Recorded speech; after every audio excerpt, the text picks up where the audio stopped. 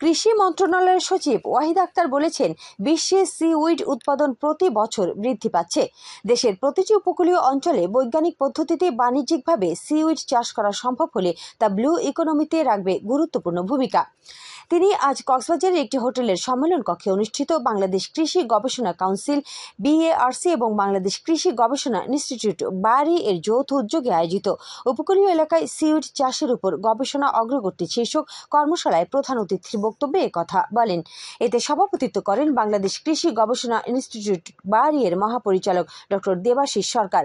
কৃষি গবেষণা ফাউন্ডেশনের সহযোগিতায় অনুষ্ঠিত কর্মশালায় আরও বক্তব্য রাখেন বাংলাদেশ কৃষি গবেষণা কাউন্সিলের chairman doctor Sheikh Mohammad Bakhtiar, BSTI এর মহাপরিচালক SM ফেরদৌস আলম, কৃষি সম্প্রসারণ অধিদপ্তরের পরিচালক তাজুল ইসলাম চৌধুরী, কৃষি গবেষণা ফাউন্ডেশনের নির্বাহী পরিচালক ডক্টর নাথুরাম সরকার, কৃষি মন্ত্রণালয়ের যুগ্ম সচিব রেহানা ইয়াসমিন।